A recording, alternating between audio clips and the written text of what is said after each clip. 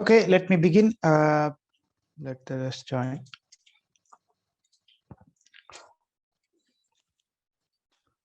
Okay, so in the last class, we have derived the heat equation.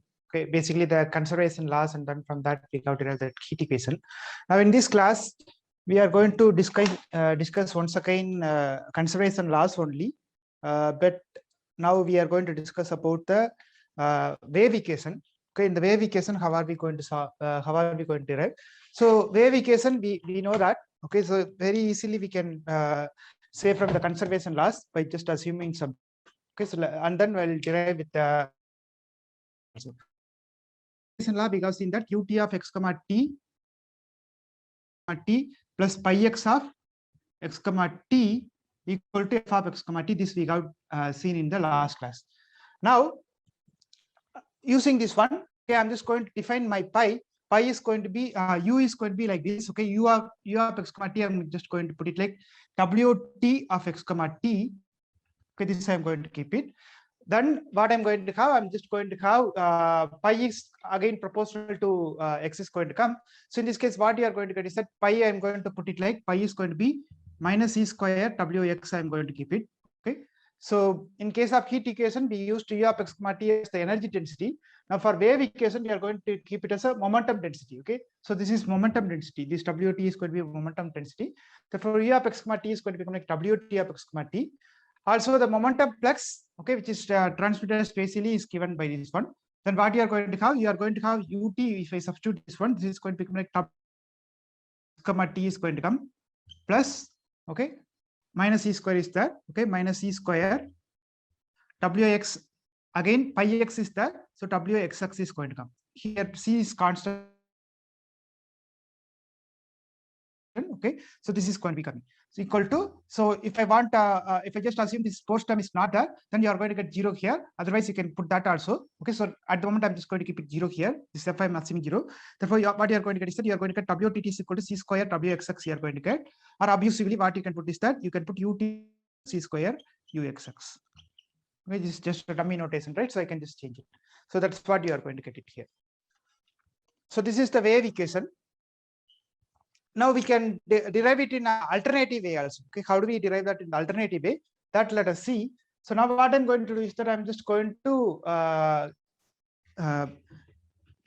derive it in a different way. Okay, so that way is from the physics point of view. Okay, how do we derive? So you might have played this game, like either violin you might have played, or some other game where string is attached. Okay, so I have a string attached, and then you might have played something like pulling that. Okay, just assume that you have a violin string. Okay, for this moment, or you can take any string where two sides are attached. Okay, so I have a string here. Okay, so I have a string here which is attached to both ends. Both ends I have attached. Now this I'm just assuming is that the string is very thin, which is of length L. I'm going to assume that. Now what I'm going to do is that I'm just going to make a disturbance to push it on the upside. Okay, then what is going to happen? This is a stretched string. Therefore, there will be some kind of elasticity. The string constants will be there. Okay, depending on the string constant, what it is going to do is that it is going to better. Okay, means it is going to be oscillated. So it will be going up, and then it will be coming down. It will be going up and then coming down. So like this, it will be going, and then at the end, it will be coming to the stable state. Okay, so this you might have observed in any of the string which you take. Okay, take any string which is attached to the two pulleys. Okay, two points at the both points you attach it. Okay, so that is not going to move. Only the string is going to move. Okay, the string is you are just doing. Either you can take a guitar string or violin string, and then make it movement. Now, if you disturb the string, what it is going to do? It is going to do some transfer vibration. So it is going to move along this direction. So I'm just going to denote the rho. Rho is going to be the density of the string. Okay, this is going to be the density of string. Okay, then I'm going to assume this rho is constant. I mean, it's not going to vary with respect to time. So I'm just going with respect to time, with respect to space, it is not going to change. So I'm just going to assume rho is constant. Okay. So due to the disturbance, what it is going to do? It is going to move along the y direction. Okay, it is going to along the vertical direction. It is going to move. So that disturbance, due to disturbance, this is going to move. So the string displaces, okay, this is going to displace from this location to this location, it is going to be displaced. So that one I'm just going to denote it as V of x comma t. Okay, so the displacement which I'm going to denote as a T of x comma t. Now for the string there will be a tension. Okay, because of the tension only it is going to move. Okay, there is a tension in this. Because of that, it is going to come back to that. If there is no tension, it will be just going out. Since there is a tension, what it is going to come? It is going to oscillate and then it is going to come to the equilibrium position. Therefore, what I'm going to denote T of x comma t. T of x comma t is the tension. Okay, you might have seen the what is that? Badminton racket or tennis racket. So there also they used to mention like what is the tension, the LB, what is the tension, etc. Same kind of thing. So that is also getting oscillated. Okay, same kind of thing. So T of x comma t is going to denote the tension. Okay, which is going to be measured in some kind of the tension force. Okay, which I'm denoting in this way. So if I put a bold letter, that means if I put bold letter, that is a force. If I put a small without bold letter, that is going to be the magnitude of the tension force. Now, what I'm going to consider, I'm going to consider an arbitrary interval. Okay, arbitrary interval I'm going to consider some a comma b. I'm going to take it. In this one, how it is going to behave, that I'm going to observe. Then I will just integrate that. Then I will be getting the answer for that. Okay, so for the entire thing, I can do that. So let us do that. Again, the logic is very simple. What I'm going to do. So force is nothing but mass into acceleration. This is very school level physics where you might have learned that force is equal to mass into acceleration, which is the Newton's second law of motion. Okay. Now, since V is the displacement, okay, V is the displacement, and mass is nothing but density into volume. Okay, mass is nothing but density into volume. So here I'm just taking only this interval. So here rho is constant along the thing. What is the volume in this case? I'm just going to consider only the small portion. So that is going to be B minus A, because I'm just considering my entire world is now A comma B only. Okay, for the moment. So therefore, my mass is going to be rho into B minus A. So therefore, what F is going to become? F is going to become like rho into B minus A. Okay. Now V is the displacement. Therefore, Vt is going to be the velocity, and Vtt is going to be the acceleration. This is velocity and this is acceleration. Okay. So therefore, this is going to become like Vtt. Acceleration is something but Vtt is going to come. Okay. So here we are ignoring the many of the parameters, like I'm just ignoring the gravity, I'm ignoring, and then I'm ignoring the air resistance and other external forces. If anything is there, that also I'm omitting. So I just assume only one force, which is called tensor force. Only tensor force is available. Now, second thing I'm going to assume is that, let us assume that the string is flexible and the tension force has acceleration as direction of the tangent vector along the string. So if I have a tension force, okay, so the direction of the tangent vector is along the string. So this is the string, therefore the direction is going to be along the string only, it is going to be there. Okay, the tension force has a direction of the tangent vector along the string, it is going to be there. So now I'm going to resolve that tension. Okay, let me resolve the tension, how it is going to obtain. Okay, so this suppose x comma t, sorry, x of t. Okay, x of t, so means this is x position at time t. Since you disturb, this is going to be my new x. Okay, that this x is going to be changed. Okay, this is going to be a change. So if we represent the x of t, okay, because it is changing, x of t represent the position of the string. Okay, by some. So if we represent the position of the string at a fixed time by parametric equation, then we can just write x as a parameter of t. We can write. Similarly, this v is going to be a function of x comma t. So v is going to be, the displacement is going to be function of x comma t because it is displaced now. So now what is going to come? The tangent vector for this one. Okay, the tangent vector for this one is going to become like 1 comma vx is going to be the tangent. Calculate the tangent for this one. 1 comma vx is going to be the tangent vector. Okay, and what is the unit tangent? This is the tangent vector. Okay, tangent vector you can calculate for any displacement which you have. You can calculate that. Okay, tangent vector is going to be this one.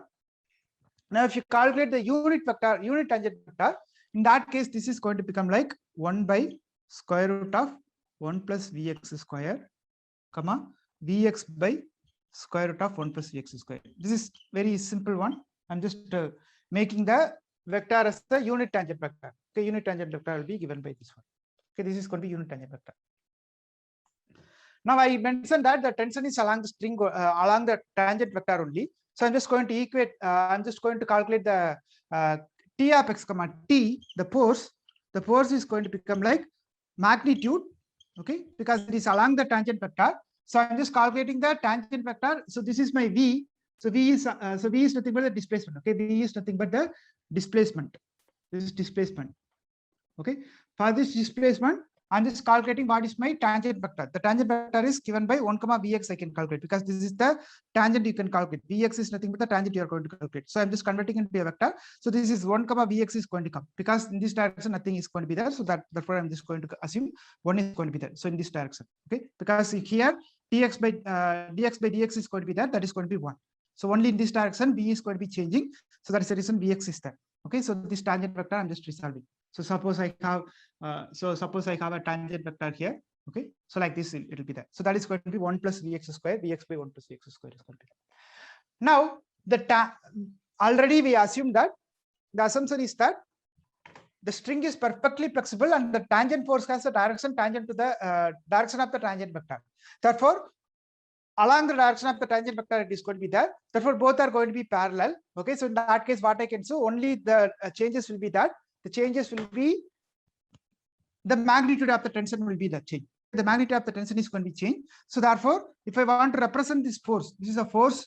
Okay, the force can be written as T of x comma T into this unit vector I can represent. So 1 by square root of 1 plus Vx square, comma Vx divided by square root of 1 plus Vx square. Okay, so therefore this is going to become like I can simply write as T by 1 plus square root of 1 plus Vx square, comma T Vx divided by square root of 1 plus Vx square. This is going to be my tension force. Tension force is going to be there.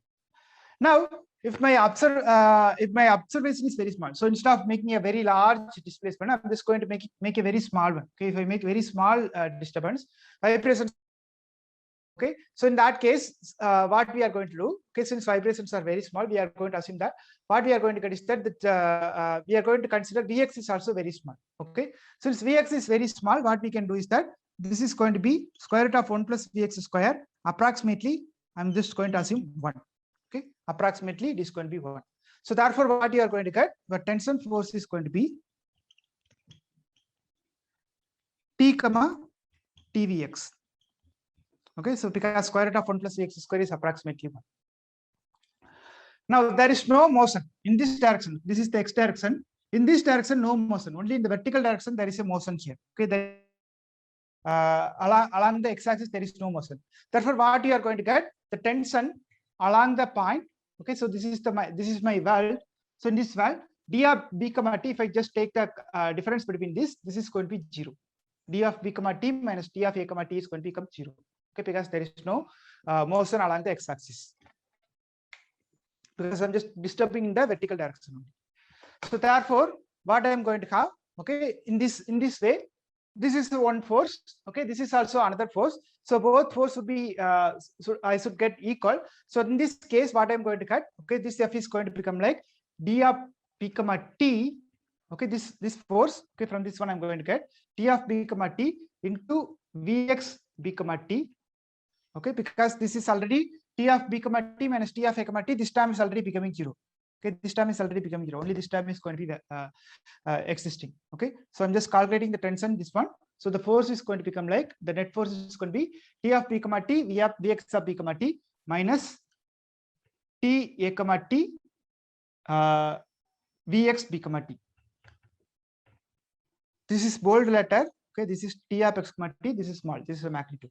Okay, so I'm just calculating what is capital T of a comma t and capital T of b comma t. The bold letter d of b comma t, the vector force I'm just calculating. That is going to be the difference between this, but this is already 0, so I don't need to worry about that. So only this force is going to come. Okay, so that's the reason I'm getting this one. Now already we know this one. This side from the Newton's second law, we have derived this one. So that is going to be rho into b minus a into v t, okay, equal to d of comma t Vx of b comma t minus t of a comma t Vx of b comma t is going to be there. Okay, so I just divide that. Okay, so I just divide by this one. So v rho vtt is going to become like d of b comma t vx of b comma t minus t of a comma t vx of b comma t is going to be there. So divided by b minus a is going to be there. Okay. We have taken b and a are arbitrary. Arbitrarily, I have taken a small interval. Okay. Now, if b tends to a, okay, if I just decrease the interval length slowly, okay, b tends to a means I'm just taking the limiting case. So in that case, what is it going to come? This is going to become like rho vt t. Okay. So I can just assume that this b minus a means what I can assume is that. So for example, you can take something like t of x plus delta x comma t vx of x plus delta x comma t minus t of x comma t vx of b comma t vx of x comma t, you can take it, okay, divided by delta x, because x plus delta x. So b I'm just taking x plus delta x, okay, a I'm just taking x. So therefore this is going to be, so I can just letting delta x tends to 0. This is going to become like what it is going to come. This is going to become like rho vtt. Okay, so this is going to become like tvxx is going to come. Okay, tvxx is going to come. So in fact, what I can do, so in this case, I can just this t is not going to change in this one. Okay, so this is going to be the magnitude is going to be there in this x plus delta x very small. So what you are going to get? So in this case, you are going to get vtt equal to c square into vxx is going to come, where c is nothing but square root of t by rho. Okay, so this is going to be there. Or obviously we can use this one, utt is equal to c square uxx. Okay, so this is another way to derive the wave equation. Any questions? So suppose there is a air resistance. Okay, sometimes in the reality case, in the real cases, air resistance will be there. So in that case, you have to add one more term, which is called RUT. Okay, where R is greater than 0. And if you have other forces, okay, some other elastic forces, all these things are available, then you can put KU term, etc. Okay, so these are all the other variants of the wave equation where we will be introducing extra terms. Okay, external forces term means you can put the f of x comma t also. So these are all some other variations. So in general, the general wave equation is given by this one. Okay, utt plus ku plus RUT plus c square uxx plus f of x comma t, where ku is due to that due to this elastic force, okay, transverse elastic force. RUT is corresponding to the air resistance, okay, and f of x comma t is corresponding to the external forces. So all this clubbed together, we can put that. Okay, so you can just generalize this. So for example, in the 3D case, this is going to become like utt is equal to c square c square delta u. Okay, c square delta u is going to come, or I can put del square u. Okay, del square u or delta c square del u, both are same. Okay, or in 3D case, I can just write it as ut is equal to c square into uxx plus uzz. Okay, this is the wave equation in 3D. In n-dimensional, you can just keep it as ut is equal to c square delta u or delta square u. You can keep it, and if you have some force term also, you can put that force term also, and other terms you can keep it. Okay, where u is a function from the domain omega union dou omega cross 0, infinity, because 0, infinity is about the time space. Okay, r, and similarly f also you can define.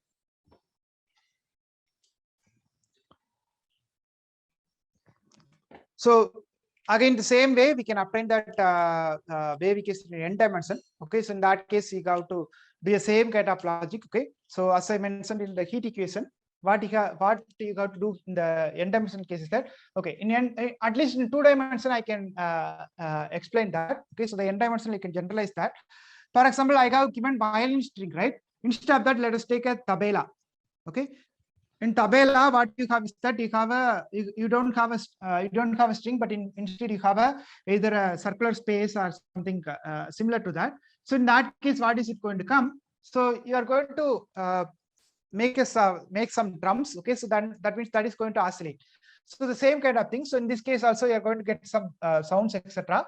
In fact, this is the one which is called sound wave theory and other things also.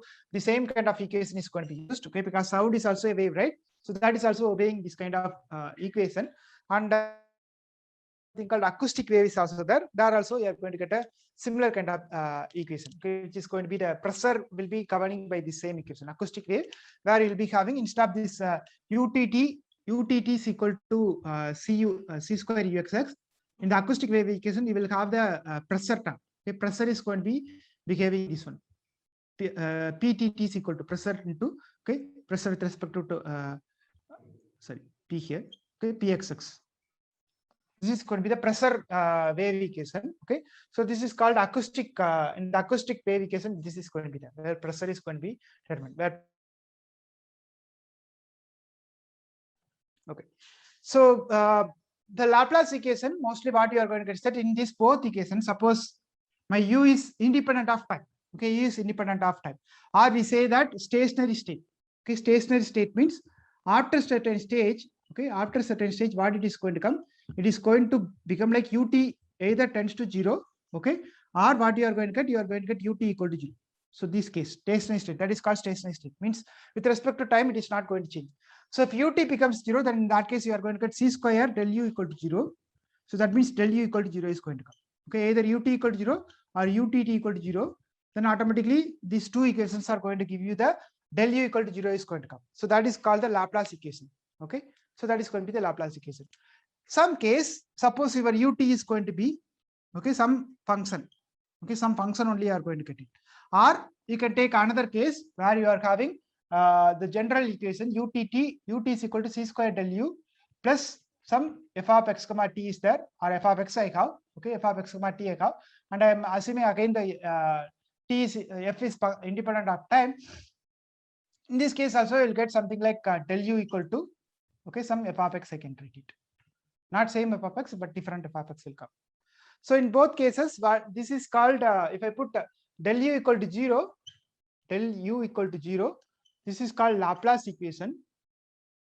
Okay, this is called Laplace equation. If I put del u equal to f, means on the right hand side, I don't have 0. This is an inhomogeneous equation. If it's an inhomogeneous equation, that is called Poisson equation. This is called Poisson equation. Okay, so right hand side is 0 means it is Laplace equation. Right hand side is f means it is a Poisson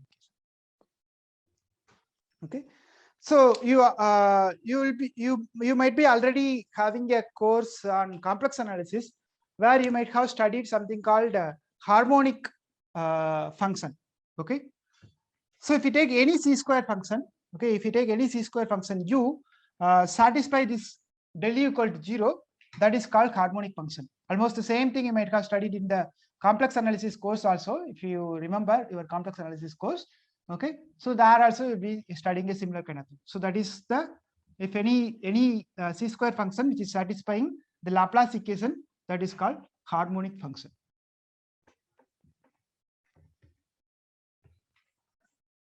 Okay, now one more important concept which is called Reynolds transport theorem.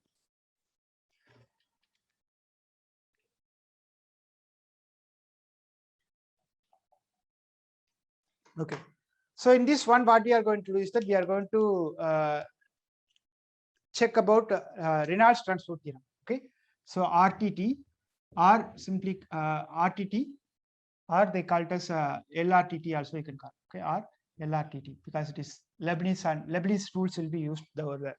So Leibniz Reynolds transport theorem. So simply people call it as RTT, Reynolds transport theorem. Okay, so in the Reynolds transport theorem, what we are going to do, whatever we obtained so far, which we are going to generalize that. Okay, so first the important concept here is that the Leibniz rule. So we know that the Leibniz rule, which you might have studied in the analysis course, suppose a of t, b of t, this we have already discussed in the last class. Okay, and f of x comma t are continuously differentiable function. Okay, a of t, b of t, f of x comma t are continuously differentiable. Then integral d by dt of, okay, integral a of t to b of t, f of x comma t dt equal to f of b comma t f of b of t comma t into tb of t by dt minus f of a comma a of t comma t d a of t by dt plus integral a of t to b of t dou f by dou t into dx. This is dx. Okay.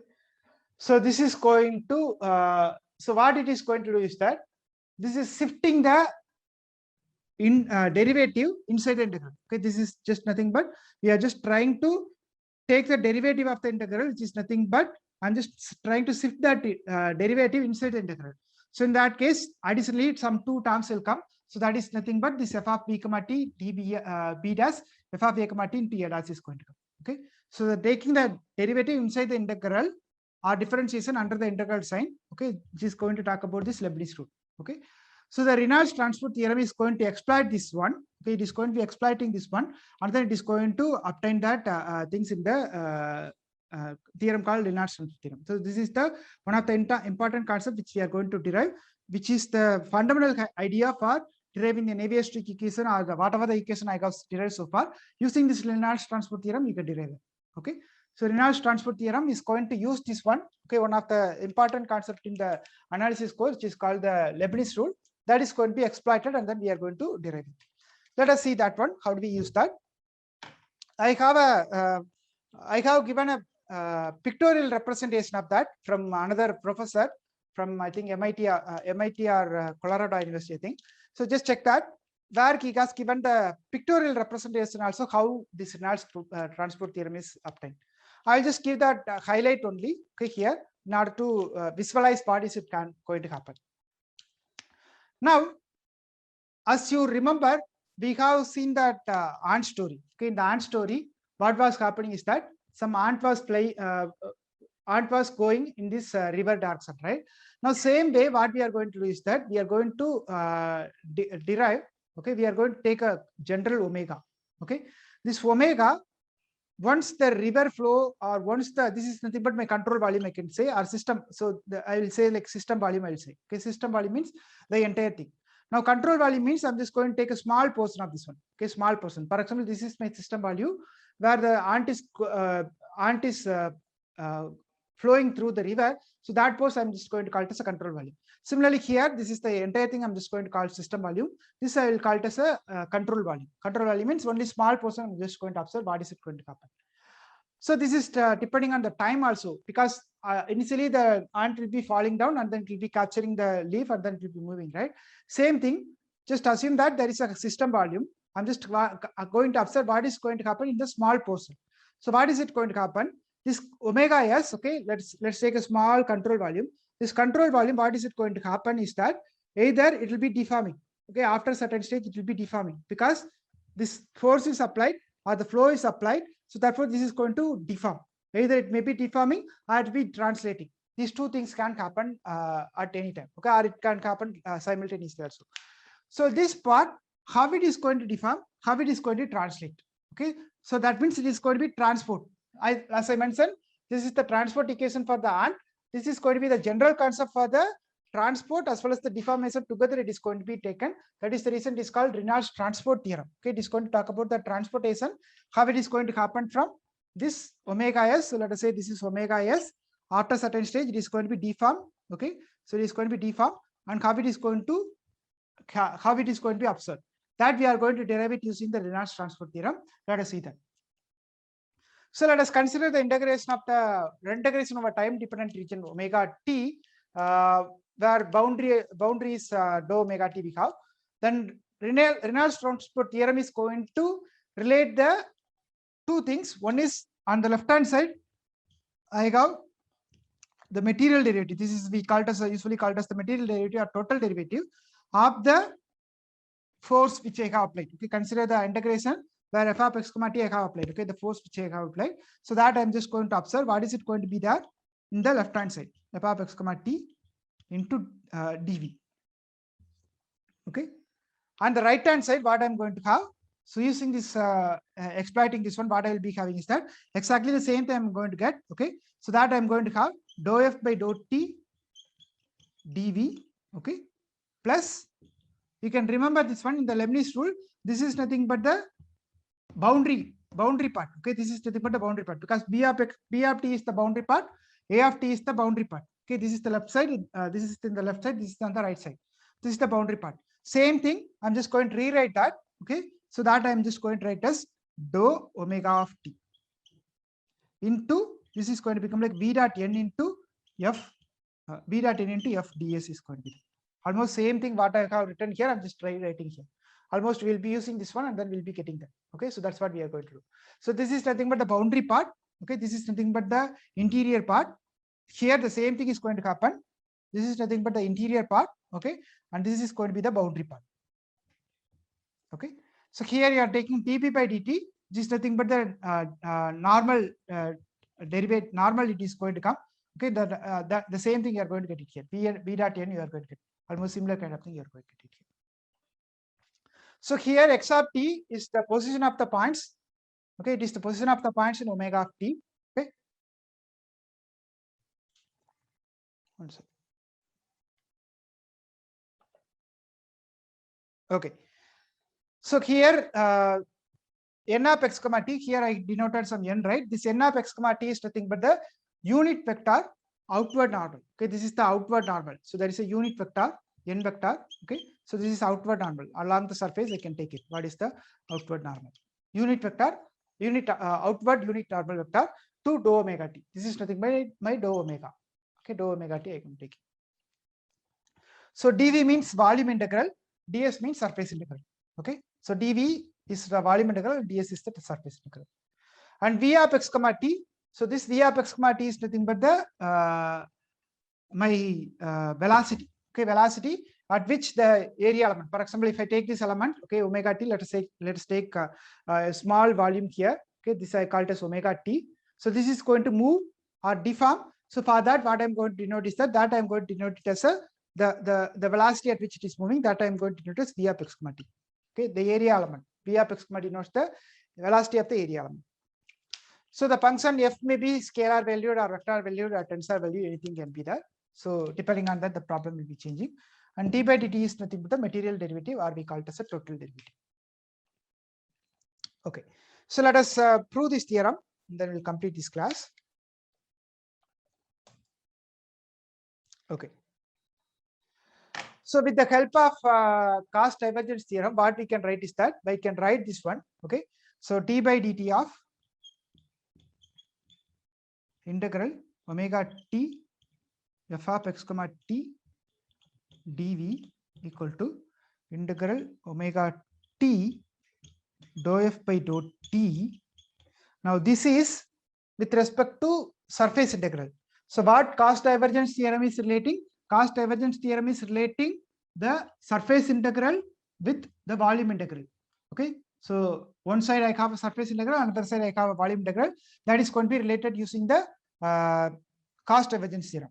So using the Cauchy divergence theorem, again I can use this one. Okay, so this v dot n. So this side is v dot n into f ds.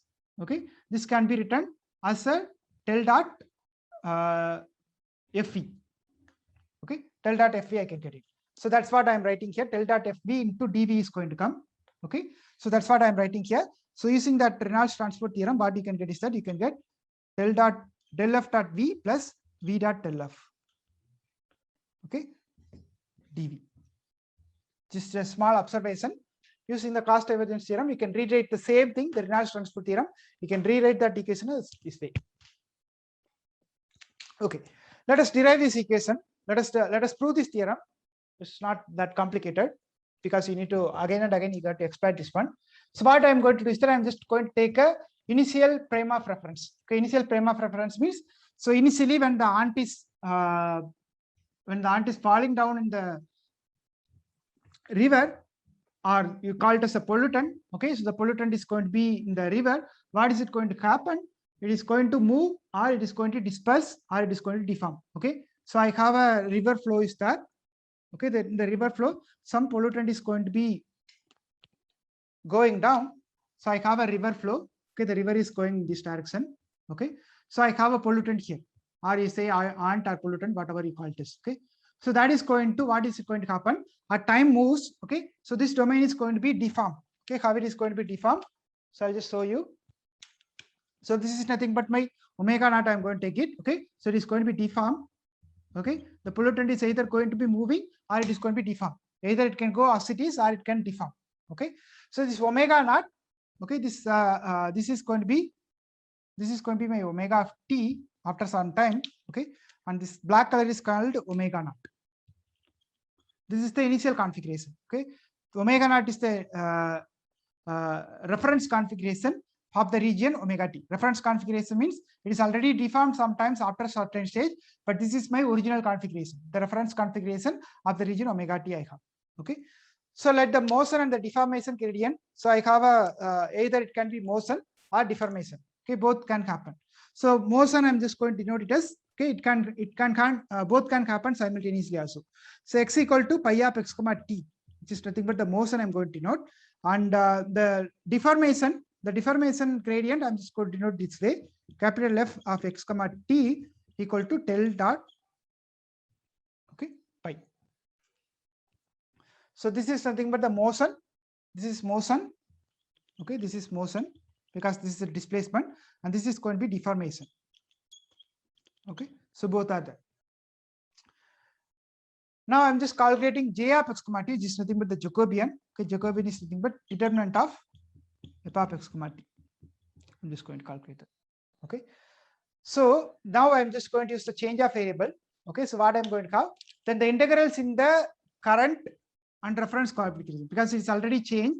So therefore the reference the coordinate system is going to be changed, because in this location I have a x is here. So I'm just going to change it into the new configuration. So the reference coordinate will be changing. So that means you can use the change of variable. If you use the change of variable, what is it going to come? That I'm going to observe that. So in that case, what is it going to come? I'm going to have integral omega t, not dou omega, yeah, integral omega of t, okay, f of x comma t dv is going to become like, it is changing. Okay, the change of variable I'm going to use it. Okay, so this omega t, how it obtained? Because of the change from here, it is going to be obtained. So what is the change I have obtained? You can use the linear algebra concept, and then you can just check like how the transformation is going to happen. Okay, either linear algebra concept or non-linear algebra concept, you can obtain that. So in general, you can obtain a change of variable. Okay, the change of variable is going to give you that answer. So that is going to come because of the deformation. Okay, because of this motion and deformation, you are going to get that. So therefore, what it is going to come? This is going to become like omega naught. If I just reapply that, okay, so if I just inversely apply that, or whatever you do, so that is going to be obtained. This is going to be same as if I just apply in this pollutant, if I apply this motion, then it is going to be changed over here. Okay, so therefore this is x is going to be changed. So that is nothing but f of pi of x comma t, okay, comma t. Now I changed it. Okay, this is from the initial configuration, I changed over here. So therefore I have some deformation and motion is going to happen. So that change of variable, you know that in the integration, if you change the change of variable, whatever was here, okay, so for this one you have to apply the derivative also. Okay, do u dv formula you might have applied.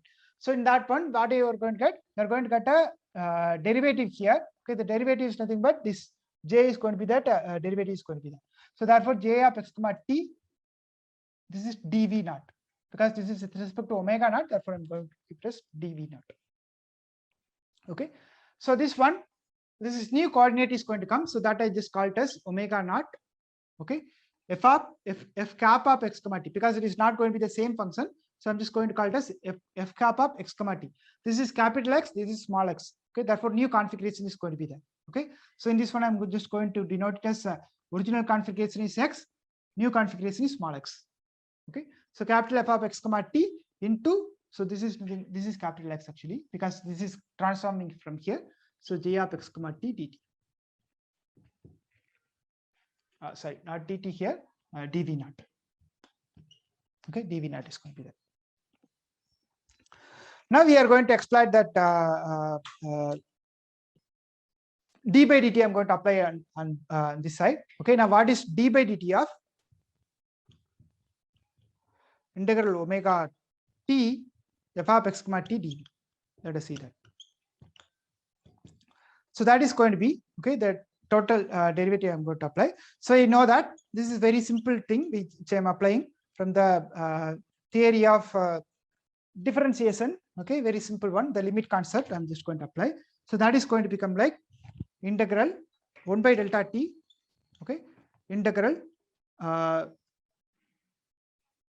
so this one omega of t plus delta t, okay, omega of t plus delta t means from this one, okay, so from this one, what is it going to happen? Once I apply the derivative, it is going to be deformed. Okay, new coordinate is going to come, that is going to be deformed. So that I denote as omega of t plus delta omega of t plus delta t, because that is going to be at every time step, at every small interval, it is going to be changing. Okay, then only the global is going to happen. So therefore, omega of t plus delta t is going to become like f of x plus x comma t plus delta t. Okay, x plus t plus delta t into dv minus integral omega of t f of x comma t dv. This is normal definition of the differentiation. Okay, so this one I can apply this one. Now we know that omega of t f of x comma t, I know that, so I'm just going to apply that. So this is going to become like same thing. Okay, so in this case it is going to become like integral omega of t plus delta t into f of x comma t plus delta t, that is going to become like f cat of, okay, f cat of x comma t plus delta t, okay, into j of x plus x comma t plus delta t into dv naught is going to come minus this portion I can apply as it is, okay, minus integral omega of t f of x comma f cat of x comma t capital X, okay, j of capital X comma t into dv naught. Okay, now you can take you can just do the delta t, you can bring it inside, then what is it going to happen? This is going to become like this is with respect to time, it is going to be there. So these two terms together, as delta t tends to 0, it is going to become like dou by dou t of, okay, f cat of x comma t into j of x comma t is going to come. Okay, remaining thing as it is, integral is going to be there and dv naught is going to be there. So this is going to become like, this is going to be omega naught, okay, because I applied here. So this is going to be, instead of omega t plus delta t, this is going to become like omega naught, because I already in the setting of the initial configuration. Okay, so both are going to be omega naught. So I apply this one, okay, then you will get this answer. Now next one, you are going to do the same thing in a different way. Okay, so since omega naught is independent of time, okay, because this is the initial configuration, therefore it is going to be a stationary one, means it is independent of time. So if it is independent of time, what you are going to get is that you are going to get this one d by dt of omega of t into f of x comma dv. You will get this one dou by dou t of f of x comma t into j of x comma t plus, okay, I'm just applying this one, okay, just applying this dou by dou t definition, means this is going to become like dou by dou t of f of x comma f cat of x comma t into j of x comma t, okay, plus I'm going to have dou by dou t of okay, I'll put that dou by dou t of j of x comma t, okay, into f of x comma t, f cat of x comma t is going to be that. Now this part I leave it to you as an exercise. For the time derivative of determinant of f, what you are going to get is that you are going to get dou j by dou xt. Okay, this is very simple one. Dou j by dou t is going to become like determinant of dou by dou t of determinant of f. Okay, so this you can write it as determinant of f into del dot v is going to come. I just leave it to you as an exercise. You can just explore that. Very simple one. So therefore, this is going to become a j of x comma t into del dot v into pi of x comma t. So this part I'm just leaving it to you. Okay, how it came, etc. So j of x comma t is going to be this one. Okay, j of x comma t is going to become like dou j by dou x t is going to become like del dot v into x comma t is going to be there. Now use this one over here. Okay, in this one you use it there. Then what you are going to get? you are going to get that this portion is going to be replaced by del dot v. Okay, this portion is going to be replaced by the first portion is as it is. This is not going to change. Only this portion, I'm just going to change it as plus f of x comma t. Okay, f cat of x comma t into j of x comma t into del dot v is going to come. Okay. So now you just take the j of x comma t common in both sides. So in both the things, you take the j of x comma t. Then what you are going to get? You are going to get the resulting answer is going to come. df by dt plus f into del dot v is going to come. Okay. So here df by dt is nothing but the material derivative. Dou f by dou t plus del dot f v is going to come. Okay. So therefore, you got the answer for this one. Whatever is required, you got the answer for that almost. So then there is some more derivation. You can use this identity, which is from the vector calculus. You can just take that del dot v cross w, which is nothing but v into del dot w. Okay, the product, box product, you can take it. Okay, so that you are getting. Then you can use that for this one to get the alternative version of the same thing. So again, you can use the divergence theorem. Now we are going to use the divergence theorem. Okay, using the cost divergence theorem, you can get this. You can relate that with respect to the ds and dv also. Okay, the df by dt, you can write it as dou f by dou t into dv, and you can use that. Okay, so this part I can just write it as del dot f cross v. So this is just the divergence theorem. Divergence theorem is relating v volume and s. Okay, surface integral and volume integral, it is relating. So the same thing I have used here. So this is very easy one. So for that, I'll conclude this one. Okay, this is the Reynolds transport theorem. So tomorrow I'll just explain how the Reynolds transport theorem is useful for deriving the Navier-Stokes equation. Okay, if any questions, let me know.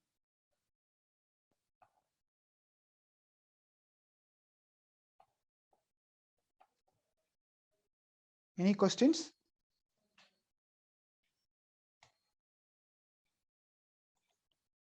Okay. If not, thank you.